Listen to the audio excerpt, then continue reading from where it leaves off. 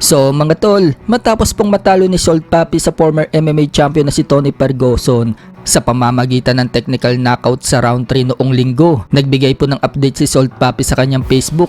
Makikita mga tol na injured si Salt Papi, may benda ang kaliwang kamay niya. Wika nga po ni Salt Papi mga tol, matapos daw siyang gumamit ng 8-gate spinal move sa mukha ni Ferguson. Yan daw ang nangyari sa kamay niya. Matatandaan na sinabi ni Salt Papi noong nakaraan na napakatibay daw nitong MMA na nakalaban niya, na ipatama na nga daw niya ang kanyang best punch pero hindi man lang daw ito natinag. Pero kahit na natalo daw siya, grateful pa din dahil hindi siya masyadong na-damage. Lesson daw sa kanya ang every fight at babalik daw siya na mas magaling at mas malakas. Nag-comment naman po sa post ni Salt Papi mga tol si former WBC Featherweight World Champion Mark Magnifico Magsayo. Sa kabilang banda naman mga tol, naganap na po kanina ang media workout ni Murodjon Akhmadaliev sa Japan. Dinumog po si Akhmadaliev ng mga media.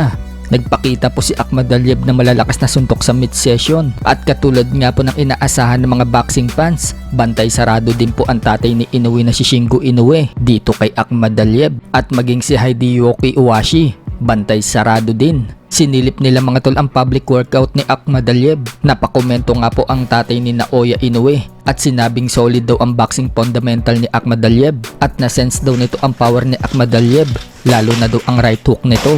Maganda rin daw ang balance ni Akhmadaliev, bagamat hindi daw ito matangkad pero solid daw yung katawan.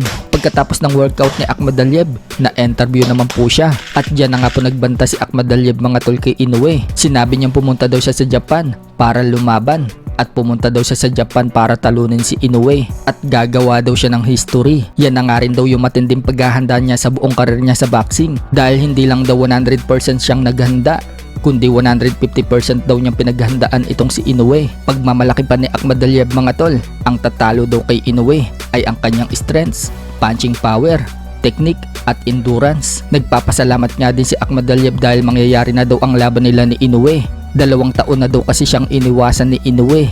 Sa iba pang balita mga tol, puspusan na po ang pag-iinsayo ni former 3 Division World Champion Janrell Casimero. Kahit nabasa yung kalsada, tuloy-tuloy pa rin po ang pagtakbo ni Casimero at nagpakita pa ito ng shadow boxing. Focus nga po ngayon ang Team Casimero sa paparating nilang laban na nabanggit ni Casimero sa buwan ng October. Sa ngayon, hindi pa tukoy kung sino ang makakalaban ni Cuadro Alas. Samantala, nagpakita naman po ng malupit na footwork si Casimero at kung paano niya ilaga ng suntok ng ka-sparring niya. Bukod po kasi sa malakas sumuntok si Casimero, yan din ang abilidad niya, maggalaw ang paa niya at ulo.